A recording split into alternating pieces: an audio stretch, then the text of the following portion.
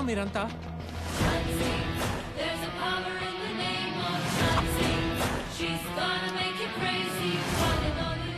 Vetapalem batch crack మూవీలో అల్లాడించిన track. అవునా? మరి వీళ్ళేంటి ఇక్కడ? నేను తెచ్చి నా క్లయింట్లని నీ కమర్షియల్ తెలివితేటలతో కొట్టేశావు కదా, అందుకే నేను ఆ కమర్షియల్ సినిమాలో ఫైటర్స్ ని దింపి నిన్ను కొట్టించి నీ మీద పగ తీర్చుకుందామని. వావ్, వీళ్ళంతా సినిమా ఫైటర్సా? Can I take a small selfie with you guys? Sure sir. ఆ బాయ్స్ రండమ్మా. స్మైల్. ఒరే ఒరే కొండ, ఒరే పొంగునూరు పుడింగే ఇట్లా ఇట్టా పక్కే. ఇదిగో మాస్టరు, మీరు వచ్చింది సామాన్యులతో సెల్ఫీలు దిగడానికి కాదు, ఈ కమర్షియల్ లాయర్ నడ్డిర కొట్టడానికి. సరే అమ్మా. నిజంగానే చంపేస్తారేంటి? యాక్షన్! నువ్వు తాగక్క.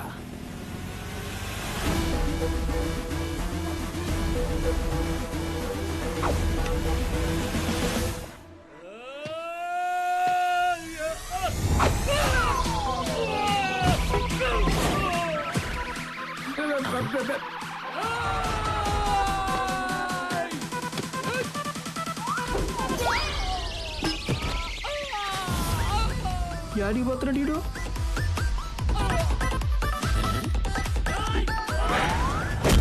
అబ్బో, ఇది చూడలేవరా నేను.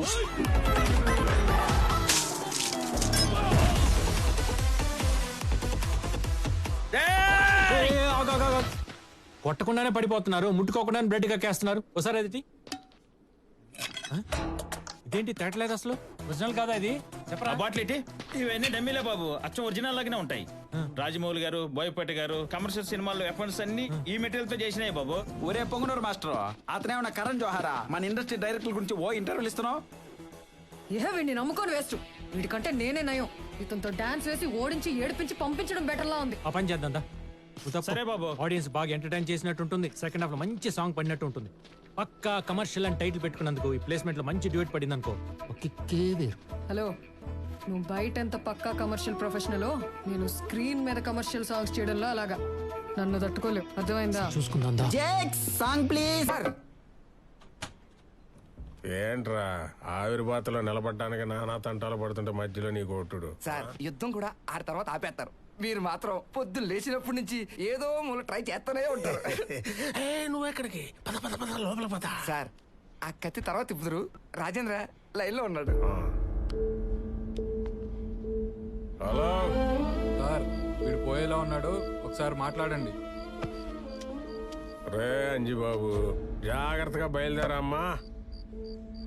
ఇదంతా నా పని అనుకొని నా మీద కక్ష కట్టి దెయ్యమై పెట్టి పీడిద్దాం అనుకోకే. నేను జస్ట్ సెయింట్ని, దేవదూతని. న్యాయదేవత నన్ను ఏం ఆర్డర్ చేస్తే అది మాత్రమే చేస్తాను. నువ్వు దుబాయ్ వెళ్ళిపోయావని న్యాయదేవత నమ్మేసి ప్రపంచాన్నే ఒప్పించేసింది, నీ పెళ్ళాంతో సహా. అందుకే నా ఖర్చులతో నా అభిమానుల సపోర్ట్ తీసుకుని నేను సాగనంపుతున్నా. అర్థమైందా? సర్వే జన సుఖినో భవంతు. నువ్వు ఒక్కడివి తప్ప. Are you ready?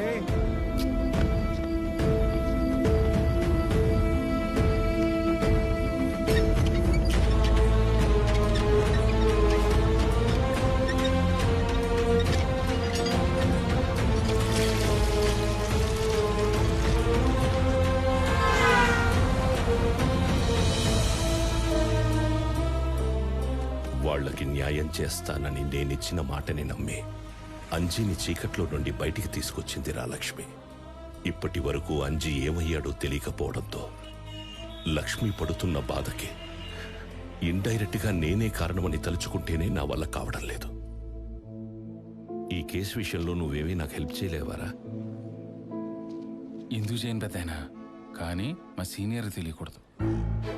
రేపు నేను దగ్గరికి తీసుకెళ్తా, నాతో రండి.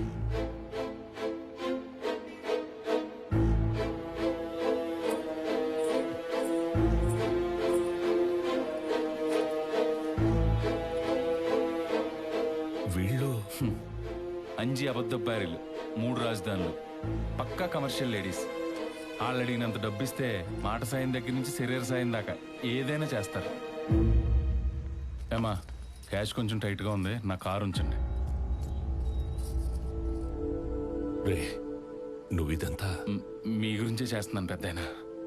నేను మా సీనియర్కి జూనియర్నైనా కానీ నా స్టడీస్కి హెల్ప్ చేసింది మీరే కదా. రే నీలాంటోళ్ళు ఉండబట్టేరా నాలాంటోళ్ళు ఇంకా ఊపిరి పిలుస్తున్నారు ఈ భూమి మీద. ఇప్పుడు చూడరా వాళ్ళకెలా చెమటలు పట్టిస్తాను. ఏంటండి ఇది? ఏసీలో కూడా చెమటలు పట్టిస్తున్నారు. కాల్ కట్ చేస్తున్నా కొడుతూనే ఉన్నారు. బయట చల్లగా ఉన్నా లోన కొత్త కొత్త ఆడతా ఆవిర్లు వస్తున్నాయి. ముందు ఇట్రా. ఏమైంది? కంగారు పడకుండా సెటిల్డ్ గా చెప్పండి. మొన్న అమూల్య అని ఒక లేడీని తెచ్చాను కదా, ఆ పిల్లని పెళ్లి చేసుకుంటానని ప్రపోజల్ పెట్టాడు ముసలోడు. ఏ ముసలోడా? వివేక్ సారయ్య. అనుకున్న ఆ రోజే తన బాడీ లాంగ్వేజ్ ఏదో తేడా కొట్టింది. ఇంతకీ అమూల్య ఎవరు? నా సోల్మేట్. నా సోల్మేట్ స్వామి. ఏంది నమ్మవా? ఇక్కడ ప్లే చేయి. మాకు కూడా ఏమైనా ఉందా? వస్తున్నా.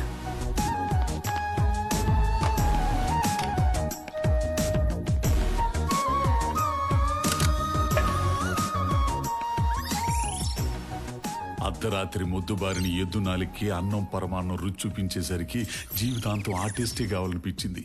ఆమె ప్రేమలో మునిగిపోయా. మరి నీ సోల్మేట్ ని ఆయన ఎలా? ఏం చెప్పంట, చిన్నప్పటి నుంచి ఆయన అంతే. నేను తోమిన గేదెనే ఆయన తోమేవాడు, నేను పట్టుకున్న ముళ్ళుగారనే ఆయన పట్టుకునేవాడు, నేను ఎక్కిన గేదెని ఆయన ఎక్కి ఊరంతా ఊరిగేవాడు. శివరాఖరికి ఇప్పుడు నేను ప్రేమించిన అమ్మాయినే పెళ్లి చేసుకుంటానని కూర్చున్నాడయ్యా. అందుకే నువ్వేం చేసానే సరే ఆ ఏజ్డ్ పర్సన్ ని పెళ్లి పెట్టలేక కూడా నువ్వే ఆపాల. ఎందుకంటే నీ మాట అంటే ఆయనకి బాగా గురి. లీగల్ గా నువ్వు ఏదైనా లింక్ పెట్టి భయపెట్టేవనుకో ఆ అమూల్య నా సొంతమైంది. సరే ఏదో ఒకటి చేద్దాం గానీ ముందు అలా ఎవరు బ్యాక్ ఉన్నాడు పిలుస్తా. అడుగు. ఈ ప్రపోజల్ దివాకరం దగ్గర నుండి ఎక్స్పెక్ట్ చేశా. నువ్వు క్వీన్వి. నువ్వు పడాల్సింది నాలాంటి కింగ్ కానీ బటులకి బండలకి గుండులకి కాదు. నువ్వేంటో నాకు తెలుసు. Excuse me sir. Lucky come. నీకు గుడ్ న్యూస్ చెప్పాలి. సిడా కొంచెం బయటకు వచ్చి చెప్తారా? 1 minute స్వీట్ హార్ట్. సార్ నువ్వేం చెప్పదలుచుకున్నావు నాకు తెలుసు.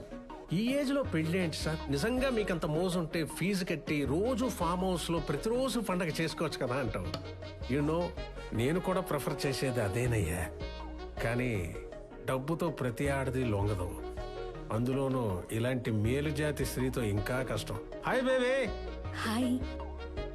అందుకే తనకు కావలసినట్టు పెళ్లి చేసుకుని నాకు కావలసిన సుఖాలని అఫీషియల్ గా అందుకుంటూ ఓపికన్న నాళ్ళు ఎంజాయ్ చేసి బోర్ కొట్టగానే 1 ఫైన్ డే నీ క్యారెక్టర్ కరెక్ట్ గా లేదని నీ చేత డైవర్సిటీ ఇచ్చి బయటికి తోసేస్తా. డివోర్సా? లేకపోతే పర్మనెంట్ గా పెట్టుకుంటాను అనుకుంటున్నావా? నేను దూకునే జుట్టే రోజు స్టైల్లో మెయింటైన్ చేయను. అలాంటిది ఒకే ఆడదాని దగ్గర ఆగిపోతే నేను లేపిన జుట్టుకి అర్థమై ఉంటుంది. Sir I'm convinced. కానీ ముందు అమ్మాయి కరెక్టో కాదో నేను చెక్ చేయాలి. తెచ్చింది మన దివాకరం. మార్కెట్కి వెళ్ళి గేదెని కొని తెచ్చాడంటే ఇక మనం చూసుకోవాల్సిన అవసరం లేదు. సార్ ఆవిడ గేదె కాదు, మనిషి. కానీ వచ్చిన 10 రోజుల్లోనే మీ చేత ప్రపోజ్ చేయించుకుందంటే ఆవిడ జెన్యూనా కాదా, ఆవిడ ఇంటెన్షన్ కరెక్టా కాదా నాకు తెలియాలి. You are my well wisher. As you wish.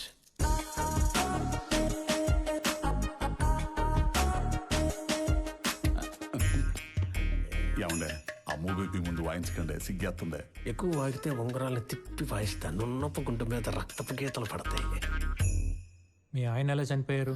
నాకు రాసి పెట్టుంటే చావక చేస్తాడా? ఏమండే ఆయన అడిగే ప్రశ్నలకు మీరు సమాధానాలు చెబితే ఆయన ఎందుకు ఆవిడని ఇంటర్వ్యూ చేయటం?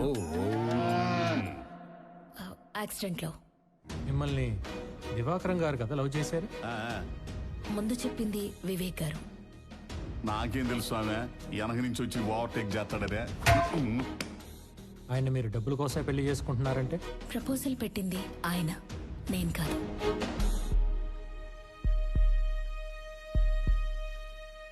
Congrats sir. Thank you. నన్ను సెలెక్ట్ చేసి మీ సెలెక్షన్ తప్పెలా అవుతుంది? అయితే ఈ పెళ్లి మీరే దగ్గరుండి. నేను ఒప్పుకోవడం కాదు, అడు చూడు తాళి కట్టం కూడా అయిపోయింది. ఇదిగో అక్షంతలు వేసి ఆశీర్వదించు. ఏంటి అక్షంతలు? ఏం చేసేది? నాకంటే 2 ఏళ్ళు పెద్ద. ఎప్పటోడో తెలుసా? త్రేతాయుగ నాటోడు. ఇదిగో ఇక్కడ ఎవడు వేయకూడదు కానీ నీకు నువ్వు వేసుకో. ఆడేంటి వేసేది, మనమే వేసుకుందాం. అమ్మో అమ్మో అమ్మో అమ్మో. వాడన్న మాటలు నువ్వు మనసులోకి తీసేసుకోవాలా. నా లవ్ ఎంత స్ట్రాంగ్ నీకు తెలుసు కదా. ఏంటి ప్రేమను తెగ పొంగిచ్చేస్తున్నారు మీడియా ముందు? అలా రూమ్ లోకి వెళ్ళి పొంగించుకోండి, ఇక్కడెందుకు? అంటే అంటే సిస్టమ్ కి కొంచెం ఛార్జింగ్ టైం కావాలి బ్రో. మీ పై మెరుల మీద డౌట్. ఇదేంటి ఇలా వచ్చేసింది? నువ్వు లాగేసావు కదా. అది వీకులే, బోలుడు వయసుంది ఆ బొచ్చుకి. వయసు శరీరానికి కానీ మనసుకు కాదురయ్యా. ఈ కథలు మన ఊళ్ళో గేదెలు చెప్పు, నాకు కాదు. ఏందా? మీ శక్తి గురించి తెలిసే డాక్టర్ మస్తాన్ యాదవ్ గారి 6 ఎలిమెంట్స్ తీసుకొచ్చా. ఇది ఒక్కటేసారనుకోండి అరేబియన్ ఒంటి కూడా ఆఫ్రికన్ గుర్రం లాగా అవుతుంది. ఆహా, అప్పుడు గానీ ఏదో జంతువు వచ్చిందని బర్రను పరిగెత్తదు బయటికి. వెనకేడు పేడ్చావనుకో నీ గుండు గ్రౌండ్ మీద కాపాడి ముందు ఆడాల్సిన గేమ్ ఆడి కప్పు కొట్టు, ఆ తర్వాత చదువు కానీ కబుర్లు. మేడం గారు పిలుస్తున్నారు, మీరు వెళ్ళండి. ఎంజాయ్ చేయండి, just go enjoy your self, go. Divakaram ఏంటి అల్లరి? నువ్వు ఆబోయా సామె, ముడ్డిగిలు జోలపడ్డం అంటే ఇదే. ముడ్డి చూపించి గిల్లమంటే గెలకుండా ఎవరుంటారు? నీతో చెప్పుకున్నాను చూడు, నాది నేను కాల్చుకుని మూతి మీద వాత పెట్టుకోవాలి. ఒకసారి ట్రై చేసి చూడకూడదు? దివాకరం నా సంగతి సరే, మరి నువ్వు చేసింది ఏంటి? మీ ఇంటి ముందు దిగిన అమూల్యాన్ని మీ సార్ గురించి తెలుసు కూడా ఆయన దగ్గర ఎందుకు తీసుకొచ్చా? ఎందుకంటే జాబ్ అడిగింది, అడిగితే ఇప్పిస్తే చేసుకుంటది, నా కళ్ళ ముందే ఉంటది, రోజు చూసుకోవచ్చు అని ఫోటో చూపించా, అంతే. పట్టేసి అడుగుతున్న పోతూ నీ ఆత్మఘోష దేవుడు కూడా విన్నట్టున్నాడు. గోడ కొట్టిన బంతిలా ఎలా వస్తున్నాడు చూడు మేవాడు. ఏంటి అప్పుడే అయిపోయిందా? అలా వెళ్ళి ఇలా వచ్చేసా? అయిపోకుండా ఉంటావా? ప్రశాంతంగా ఉండేస్తాడా మీ బాబు? మా నాన్న ఎప్పుడు వచ్చాడు మీ పెళ్లికి? పెళ్లి కాదయా, నా రూమ్ లోకి. రూమ్ లోకా? అర్థం కలదా? నన్ను చూడాలనుకోగానే కెమెరాలు పెట్టి చూపించేస్తారు మీడియా వాళ్ళు. అంజికాడికేసి తిరగతాడు. నీకు ఇలా ఓకేనా? ఒరే వివేక్, ఇక్కడ చూడరా. అంజి మిస్సింగ్ కేసులో తెచ్చిన సాక్ష్యాలన్నీ అబద్ధాలని మిస్టర్ సుందరరావు గారి ధర్మాసనం నమ్మడం జరిగింది.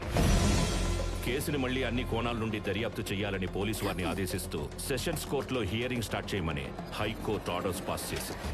Darling come. ఇంకేం కమ్ము, అవుట్ అయిపోయింది అక్కడ.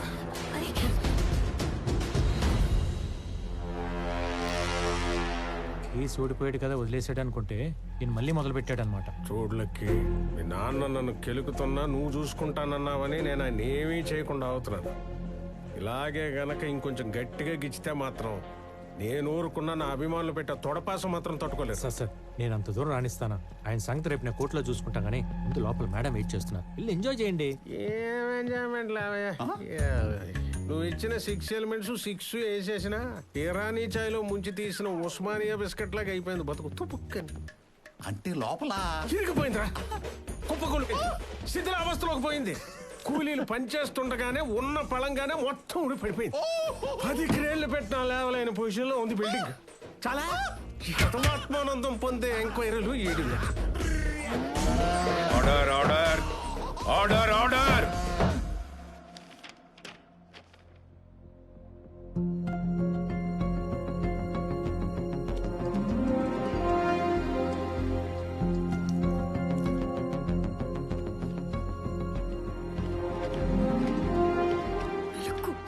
Order in the court please.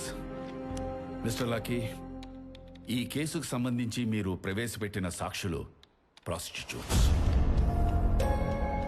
అలాగే మిస్టర్ అంజి కనపడకుండా పోవడానికి మైథిలి కన్స్ట్రక్షన్స్ మీద వారు తెచ్చిన స్టేయే కారణం అని ఈ కోర్టు నమ్ముతోంది. ఈ కేసుకు సంబంధించి మీరు ఇంకేమైనా మాట్లాడదలుచుకున్నారా? Yes, Your Honor. Before that, senior lawyer, ex-judge, mister Suryanarayana గారిని క్రాస్ ఎగ్జామిన్ చేయడానికి పర్మిషన్ ఇవ్వాల్సిందిగా కోర్టు వారిని కోరుతున్నాను. నన్న సూర్యనారాయణ గారు అంటే మీరేగా, సత్యరాజ్ గారు కాదు కదా?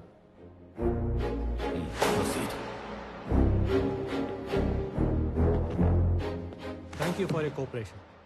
మిడిల్ క్లాస్లో పుట్టి కష్టపడి చదువుకునే జడ్జి అయి ధర్మాసనం మీద కూర్చొని తీర్పులు ఇవ్వాల్సిన మీరు కిరాణా షాప్కి షిఫ్ట్ అయి పప్పు బెల్లాలు అమ్ముకోవడానికి కారణం? న్యాయ వ్యవస్థలో పేరుకుపోతున్న కమర్షియాలిటీ వల్ల ఈ వివేక్ విసిరే డబ్బుకు ఆశపడి పవిత్రమైన ఈ ప్లేస్ని బిజినెస్ అడ్డాగా మార్చి న్యాయాన్ని అమ్మగా భావించే నా చేత ఓ ఆడపిల్లపై అన్యాయంగా తీర్పు రాయించడం వల్ల. అర్థమైంది. మీరు అనుకునే దుర్మార్గుడితో న్యాయబద్ధంగా ఫైట్ చేయలేక జాబ్ వదిలేసి వెళ్ళిపోయారు. బాగుంది. మరి వెళ్ళిపోయిన వాళ్ళు వెళ్ళిపోయినట్టు ఉండక మళ్ళీ ఎందుకు తిరిగి వచ్చారు? అది వివేక్ వల్లే. రోజు రోజుకి అతను చేస్తున్న క్రిమినల్ యాక్టివిటీస్ పెరిగిపోవడం వల్ల, ఇక్కడ కొంతమంది లాయర్లు వాడిచ్చే కరెన్సీకి కక్కుర్తిపడి కమర్షియల్ అయిపోవడం వల్ల. బండి మా వైపు తిప్పారనమాట. అంటే 25 ఏళ్ల నుండి ఆయన ఎలాగైనా లోపల వేయాలని అన్ని విధాలా ట్రై చేసినా మీరు తప్ప ఊళ్ళో వాళ్ళందరూ డబ్బులకి అమ్ముడుపోవడం వల్ల మీ కక్షని ఎలాగైనా తీర్చుకోవాలని కంకణం కట్టుకొని మరీ మీరే గ్రౌండ్ లో దిగారనమాట. నాది కక్ష అయినా అతను క్రిమినల్, చేసింది క్రైమ్. అది తేల్చాల్సిన బోల్లో నిలబడడం మీరు కాదు, ధర్మాసనం మీద కూర్చున్న న్యాయమూర్తి గారు. విన్నారు కదా యువర్ ఆనర్, ఒకప్పుడు నా క్లయింట్ వేగ్ గారు ఏ తప్పు చేయలేదని ఈయనే తీర్పిచ్చారు. మళ్ళీ ఈయన ఇచ్చిన తీర్పు రాంగ్ అని రిజైన్ చేశారు. తర్వాత నా క్లయింట్ వేగ్ గారి ఎదుగుదల చూడలేక ఎలాగైనా ఇరికించాలని ట్రై చేస్తూనే ఉన్నారు. కానీ వివేక్ గారి మంచితనం ముందు ఈయన కక్ష తీరపోయేసరికి పనికి రాని ఎక్కడా లేని పాత కేసులు పట్టుకొని ఇవి ఆయనే చేశాడని నమ్మించి ఉరికంపై ఎక్కించి ఈయన పగ తీర్చుకోవాలని నానా తెప్పలు పడుతున్నారు సదరు ఎక్స్ జడ్జి గారు. అంటే వాళ్ళు ప్రాస్టిట్యూట్స్ కారా? ప్రాస్టిట్యూట్స్ అయినంత మాత్రాన ఒక వ్యక్తి కోరిక మేరకు బిడ్డను కనిచ్చి మాతృమూర్తి అయ్యే అర్హత ఉండదా వాళ్ళకి? అయినా వీళ్ళలో ఎవడికి 5 నెలల కడుపు అనేది నిజం కాదా? As a proof gynaecologist Ramadev గారు ఇచ్చిన రిపోర్ట్ సబ్మిట్ చేస్తున్నాను యువర్ ఆనర్.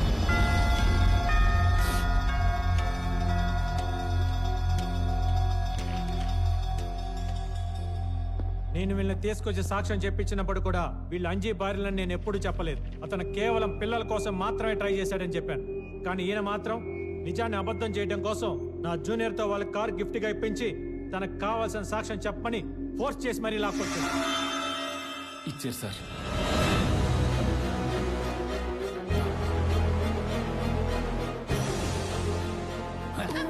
యువర్ ఆనర్, మన వ్యవస్థలో తప్పుంటే దాన్ని న్యాయబద్ధంగా సరిదిద్ది ప్రజలకు ఆదర్శవంతంగా నిలబడాల్సిన జడ్జ్ తన పాత కక్షలు క్యారీ చేస్తూ ప్రెజెంట్ సిచ్యువేషన్ పొల్యూట్ చేస్తూ సొసైటీలో గౌరవం ఉన్న ఒక వ్యక్తి పరువుకి భంగం కలిగించేలా చేస్తూ నేను బిహేవియర్ ని తప్పుపడుతూ 1961 under section 35 punishment for advocate misconduct కింద కేసు నమోదు చేసి ఇక మీదట నా క్లయింట్ విషయంలో ప్రత్యక్షంగా గానీ పరోక్షంగా గానీ ఇన్వాల్వ్ అవ్వకుండా ఆయన ఏజ్ దృష్టిలో పెట్టుకొని ఇంట్లో కూర్చోబెట్టవలసిందిగా యాజ్ ఎ లాయర్ గా, యాజ్ ఎ కొడుకుగా కోర్టు అని కోరుతున్నాను.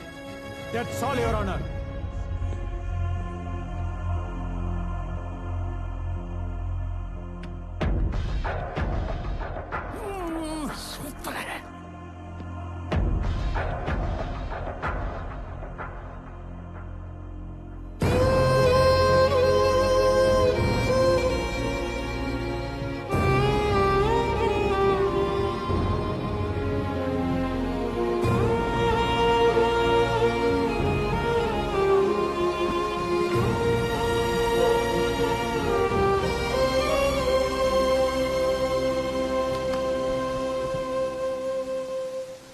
గతం అనేది రియర్ వ్యూ మిర్రర్ లాంటిది. దాన్ని అవసరమైనప్పుడు మాత్రమే చూస్తూ ఎదరికి డ్రైవ్ చేయాలి. దాన్ని చూస్తూ డ్రైవ్ చేసుకుంటూ పోతే యాక్సిడెంట్లు అయిపోతాయి. ఇలాగే అవును నాన్న, ఈ ఏజ్లో అలాంటి డ్రైవింగ్ నీ హెల్త్కి మంచిది కాదని నీ లైసెన్స్ లాక్కొని మరీ ఇంట్లో కూర్చోమని చెప్తున్నా. ఓ తండ్రి సేఫ్టీ కోసం కొడుకు చేస్తున్న ప్రయత్నాన్ని పాజిటివ్గా తీసుకొని ఫీల్ అవ్వద్దని మనస్ఫూర్తిగా కోరుకుంటున్నాను.